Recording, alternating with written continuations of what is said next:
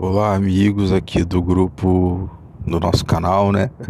História e Arte. Quem fala é o professor Marcos Paulo, professor de História Geral, com formação de pós-graduação em História da Arte e História do Brasil.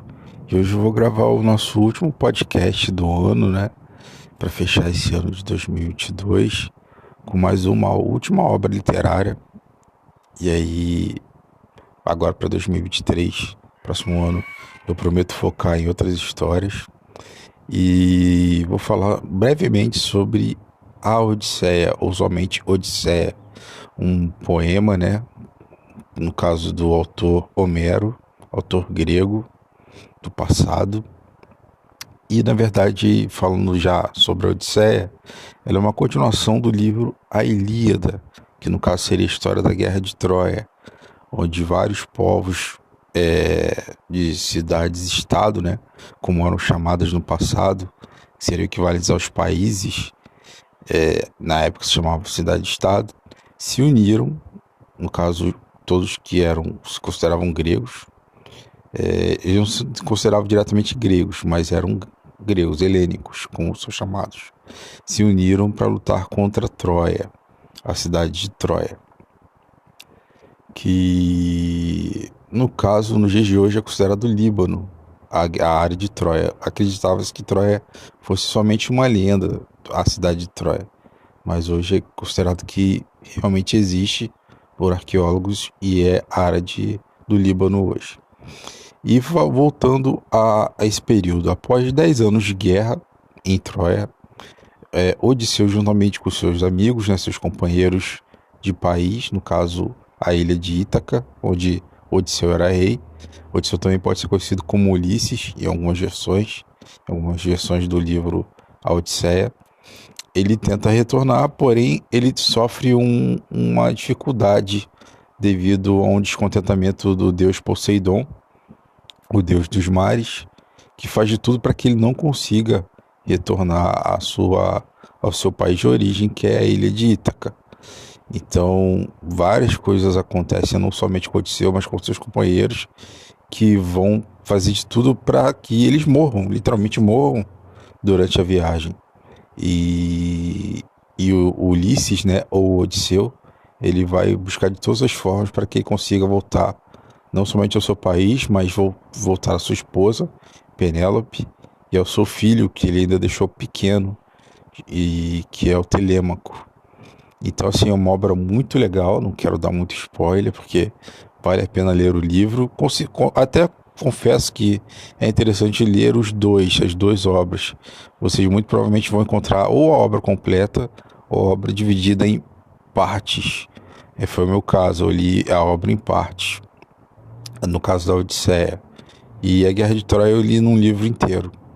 Então, assim, normalmente começa pela Guerra de Troia e depois a Odisseia. Não necessariamente você tem que seguir a ordem, porque são histórias distintas, de certa forma. Mas, assim, a Odisseia vai dar um gancho falando sobre Troia, sobre o pós-Guerra de Troia, após a Guerra de Troia. Então, é mais interessante ler Troia, se possível, e na sequência ler a Odisseia. Tá bem, gente? Assim, isso aqui é um podcast bem breve, assim, basicamente para fechar esse ano, com uma dica de obra literária clássica, né? Da literatura clássica, e que eu acho que vocês vão gostar. É muito bom, particularmente, eu gosto muito de mitologia grega, e tá aí minha dica para vocês desse livro, A Odisseia, mas em especial falando também, destacando um pouquinho esse livro, a Ilíada, que é a Guerra de Troia, que veio um pouco antes da Odisseia. Tá ok? É isso, gente. Esse é o podcast de hoje, bem breve. Desejo a todos um feliz final de ano, né? Um feliz Natal, Ano Novo. E nos vemos na próxima temporada, né? No caso, no terceiro ano desse canal, que é o História e Arte. Então, a terceira temporada do História e Arte, a partir do ano que vem.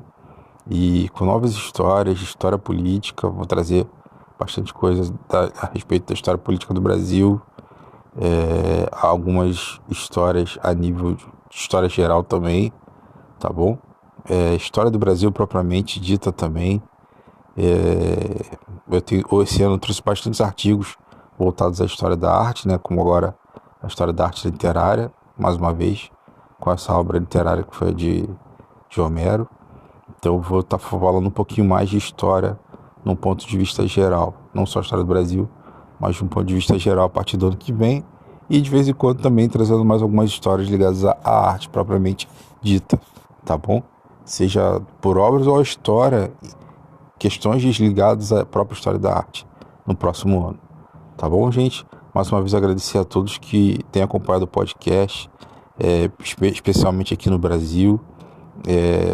Eu recebi informações que pelo menos em 8 países de destaque as pessoas têm ouvido muito, como Brasil, Portugal, Estados Unidos e outros países mais. Eu peço perdão por não lembrar de todos, mas eu sei que Japão, Uruguai, Suíça, Suécia, Espanha, Itália têm ouvido. Isso é muito legal. Como já comentei outras vezes, isso só me motiva mais a continuar gravando conteúdos aqui para vocês, como diz na sinopse, né, de uma forma breve, descontraída, e dando essas ideias, né, esses insights, né, essas ideias propriamente ditas da história do Brasil, da história do mundo, da história da arte.